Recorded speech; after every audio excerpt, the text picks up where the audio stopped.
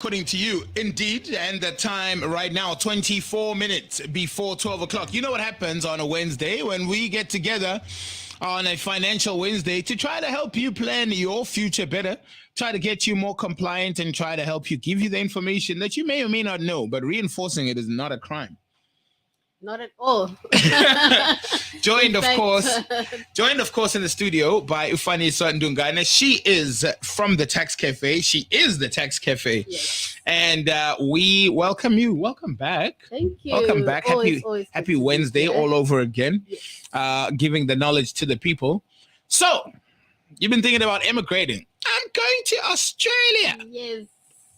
Wow. Well, it's not. Almost there's some payments you need to make, and there's Yes, a of course. guy, you probably know who he is by now, a receiver. Yeah, him and you might have to have a conversation, A meeting. a meeting to talk about a few things. Yeah.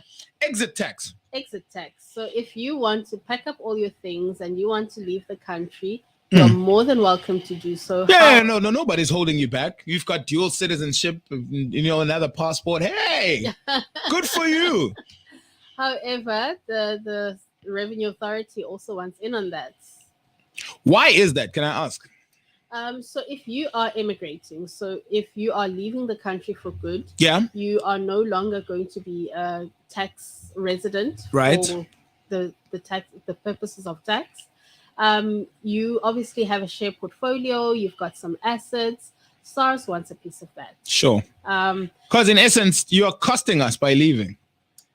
that and because when you cease to be a resident, SARS then cannot collect taxes. So they on don't have you. access They to don't they don't have have access to the revenue that you are contributing. That's correct.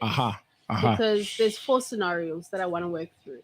So firstly, if you're a South African resident, you are living and working in South Africa, you pay tax on your income in South Africa to the Revenue Authority. Yes. And if you happen to have business interests or income from abroad, you will then pay South African tax. Like over and above your domestic situation, okay? Yes.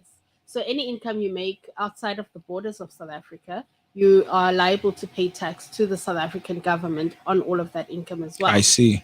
And then it can happen that you actually leave South Africa completely, but you don't declare that you've left South Africa for tax purposes.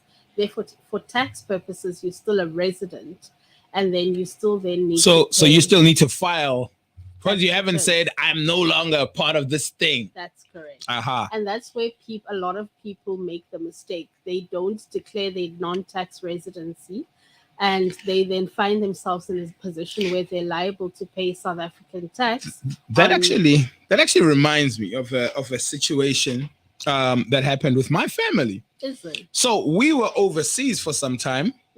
And my mother was studying, my father was working, I was studying and working, sisters, same thing. But while we were away, obviously there's no direct income that my parents are making from South Africa. Yeah. So the assumption was it's a tax, it's not. When we came back, they just at customs, they were like, hold on, like, dude, what? We've been looking for you.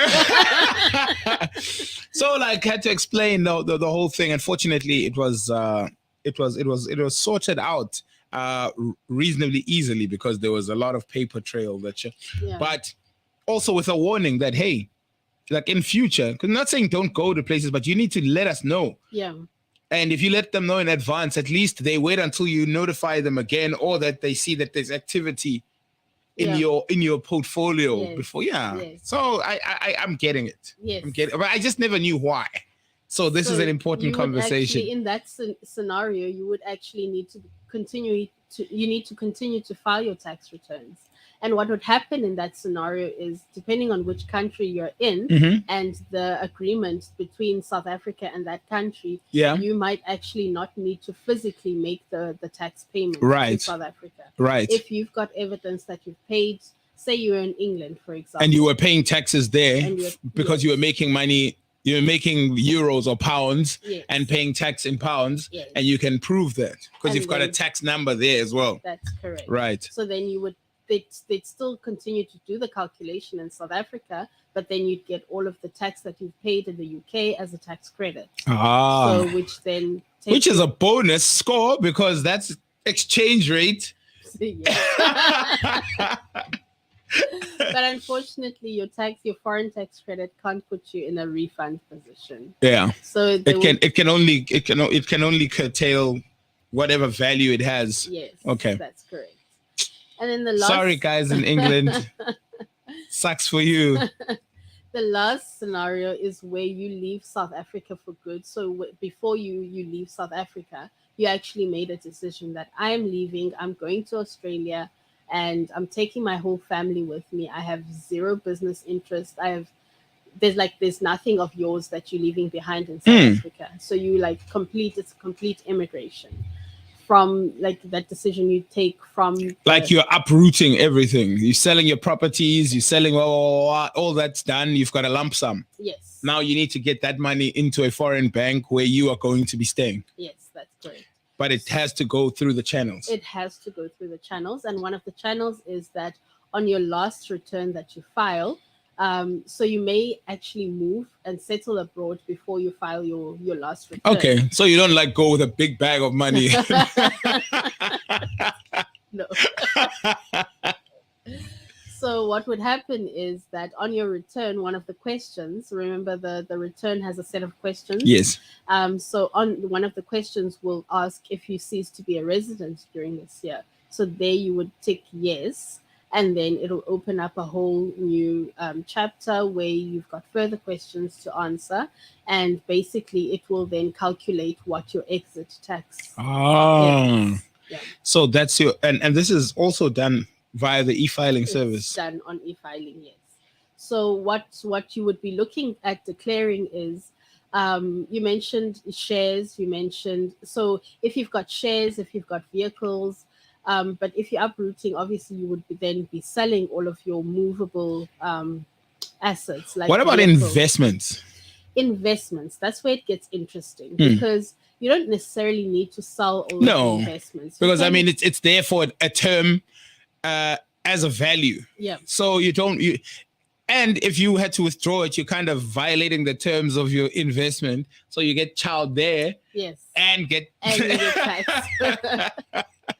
So what you can do is you can wait until it matures and then take the knock on the tax. Okay. There. Yeah. But in terms of your share portfolio, what would actually physically happen is that the South African Revenue Service would then deem you to have sold your shares on the day that you cease to be a resident, and then you pay your exit tax then, and then the following day you become a non-resident and you're deemed to buy back the shares. Oh, okay. You buying them back from yourself. From yourself.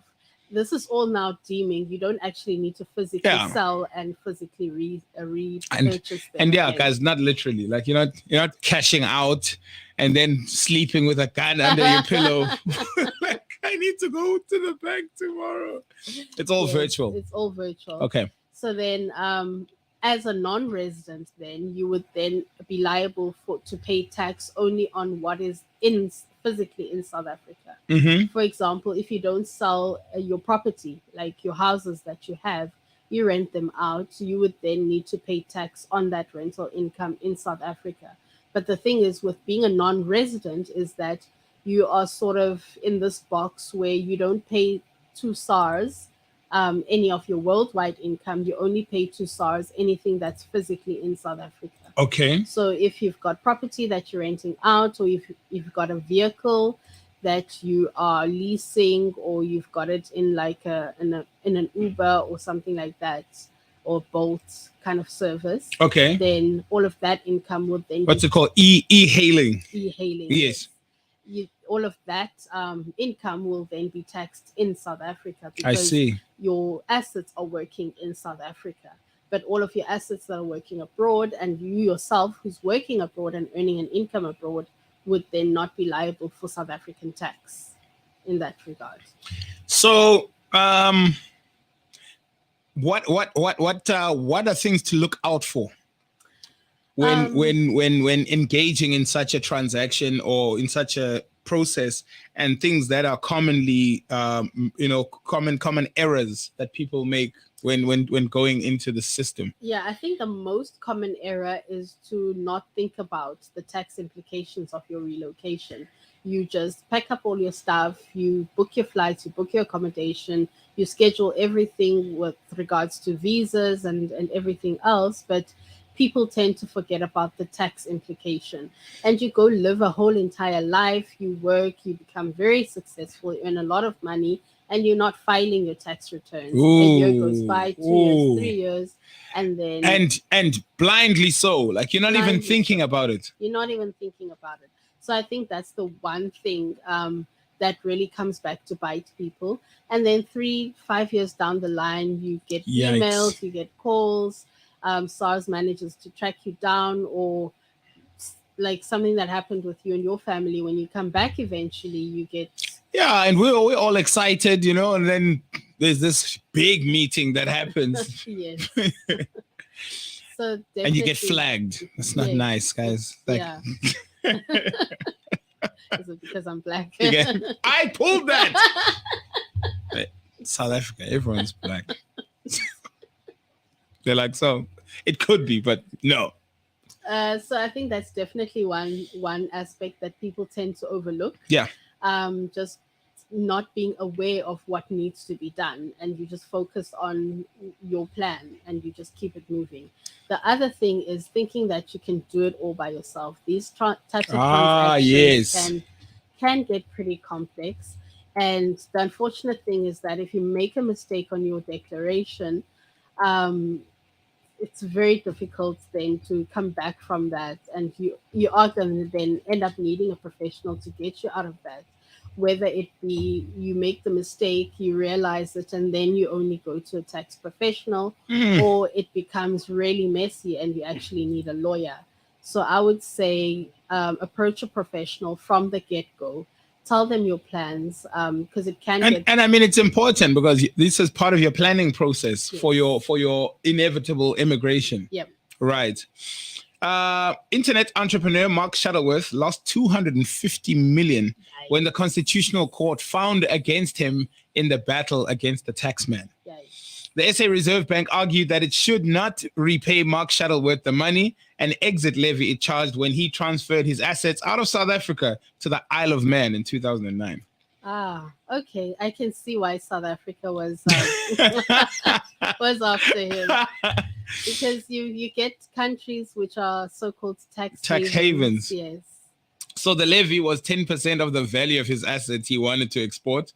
He paid the levy under protest and took the matter to court. He lost at the High Court in Pretoria. However, the Supreme Court of Appeal ruled the bank should not have imposed the levy and ordered it to repay Shuttleworth.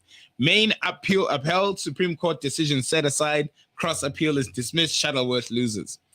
Yikes. That is painful. Imagine thinking, you know what, it's fine, I'll get my 250 million back, only to get there and they're like, dude, there's no way you're getting that money. And that's a prime example of, okay, I'm not saying Mark Shuttleworth didn't consult professionals quite early on, but that's an example. It was a tall far, order. What he was trying to do tax-free was a tall order. Yes, definitely. Yeah. And one of the things that the tax treaties stipulate is that while a tax treaty may say that you are not liable for tax in South Africa, it can't create a scenario where you're not liable to tax anyway. And what happens when the money gets there? Do you get taxed for coming in with money? That would be country specific. Okay. So each country would have its own rules. Okay, so that's according to that nation's laws. Yes. Okay. So you get tax havens which are very, very lenient and have and welcoming and come to my bank any time of day. Yes. And then you have like that's the Caribbean. That's in the East. And then you have other countries which are a lot more aggressive with regards to people coming in and wanting to suss you out. How much can we get from Where's you? this money from? Yes, you know? Yes. How come it's all in one account? Yeah. And then you've also got different sort of arrangements with different countries as well. So that could speak to how countries communicate with one another about this individual is coming in from your country. This is what they're declaring coming in. Is this what they've declared to you coming out of the country? And that could also trigger something. And tax havens are pretty slick about it. Yeah. Others have you invest your whole net worth in a casino. And then they cash you out when you get in. So you invest from overseas. When you get there, they'll give you a few chips. You go to the bank, it turns into money, and all your stuff. It happens. These guys are slick. But the tax man sees everything. Yes. Don't try to do that in reverse coming into SA. No. We'll have a field day chowing your money.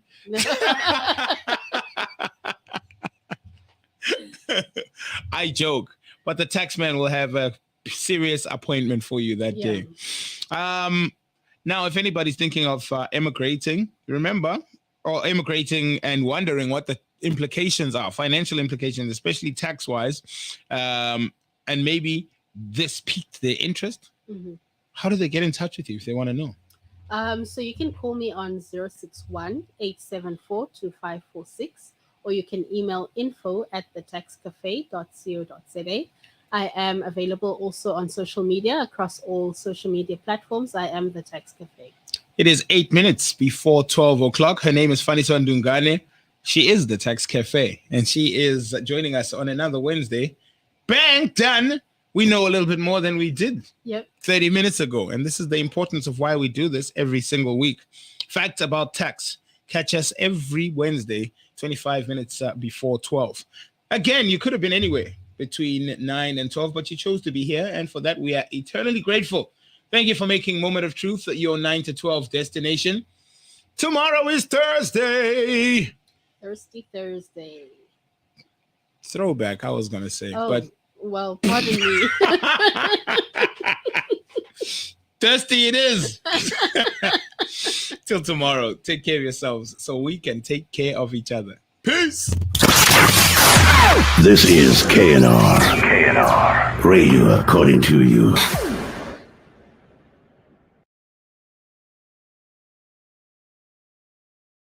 We are extraterrestrial. We are KNR.